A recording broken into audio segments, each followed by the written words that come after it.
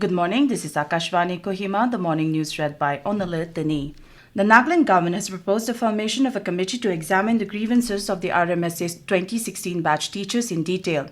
The committee will include representatives from the School Education Department, Samagra Shiksha, Finance Department, Justice and Law, All Nagaland School Teachers Association, ANSTA, and the RMSA 2016 batch. The proposal was made by Principal Secretary to Chief Minister and Home Commissioner Nagaland Abhijit Sinha during a high-level meeting held with officials from the School Education Department, Samagra Shiksha, Law and Justice Department, and representatives of the RMSA 2016 batch. Mr. Sinha outlined the government's position, citing legal constraints due to a pending review petition in the Supreme Court regarding the implementation of scale pay. While acknowledging the contributions of the RMSA teachers, he also emphasized the negative impact of the ongoing agitation on students. Officials assured that the teachers' memorandum would be carefully reviewed and submitted to the Chief Minister for consideration. They appealed to the teachers to call off their protests and resume duties in the interest of students to prevent further loss of learning. The Nagaland Police has reaffirmed its commitment to ensuring the safety and security of all citizens, warning against illegal extortion and money collection at check gates and roadside locations across the state. In a press release, the police stated that certain groups, individuals and agencies have been found involved in such unlawful activities which disrupt legitimate commerce and cause public harassment. The police stated that these actions are strictly prohibited under the law and erode public trust. To tackle the issue, a dedicated 24/7 control room has been activated to receive complaints related to illegal collections. Citizens are urged to report any such incidents by calling 879-888-1978 or WhatsApp in 879-888-1979 and email at pcrillegalcollection@gmail.com. Emergency complaints can also be made through Helpline 112. The police assured that all complaints will be handled with strict confidentiality and called for public cooperation in curbing this menace. Guided by the mantra of Seva and Sushasan, that is public service and good governance, the government under Prime Minister Narendra Modi has been working tirelessly to bring transformation and progress. Today, in this special series, Seva Parv, we bring to you how the Modi government has strengthened women empowerment across the country.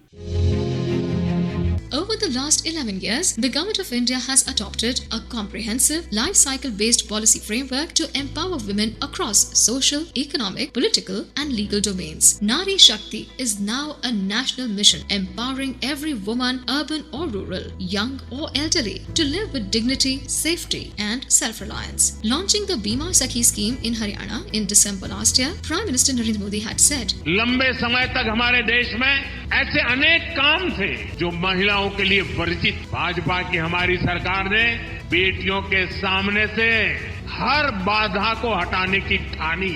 आज आप देखिए, सेना के अग्रिम मोर्चों में बेटियों की तैनाती हो रही है। खेल का मैदान हो या पढ़ाई का, बेटियां हर क्षेत्र में बहुत आगे चल रही है। The Beti Bachao Beti Padhao scheme has yielded the desired result as the sex ratio at birth at national level has improved from 918 in 2014-15 to 930 in 2023-24. The Sukanya Samriddhi Yojana (SSY), launched in January 2015, stands as a ray of hope and empowerment for millions of young girls across India. The government is also implementing Lakhpati Didi initiative, that is to empower and enable self-help groups or SHG women to earn a minimum income of 1 lakh rupees per annum on a sustainable basis. Thus, from grassroots governance to defense forces and aviation, women are now leading across sectors, driving inclusive and sustainable national growth. Ministry of Consumer Affairs, Food and Public Distribution has issued a revised advisory in view of the revised GST rates which will be effective from Monday. As per the advisory, manufacturers, packers and importers may voluntarily affix additional revised price stickers on unsold packages manufactured before 22nd September, provided that the original MRP printed on the package is not obscured. A report. The ministry has clarified that the rules do not mandate such re-stickering and it is purely optional for companies who wish to declare revised prices. The advisory also permits use of all packaging materials or wrappers printed before the GST revision up to March 2026 or until such stock is exhausted. It added that companies can correct the MRP on such packaging by stamping, stickering or online printing at any suitable place on the package. In addition, the government has advised the manufacturers, packers and importers to take proactive steps to inform dealers, retailers and consumers about the revised GST rates. Akashvani News, Kohima. And in a big relief for the common man, the GST Council has announced a major cut in tax rates on two-wheelers and small cars. Under the next generation GST reforms, the government has reduced the GST rates on two-wheelers from 28% to 18% up to 350cc. The reduction in GST will bring relief to lower middle-class families, young professionals and gig workers who depend on affordable transport for their livelihood and daily needs. Meanwhile, the GST on small cars has also been slashed down to 18%, which was previously part of 28% slab.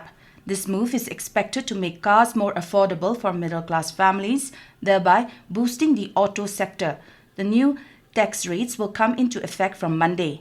With that, we come to the end of morning news. Stay tuned as we will be back with the evening English news at 7:20. Have a nice day.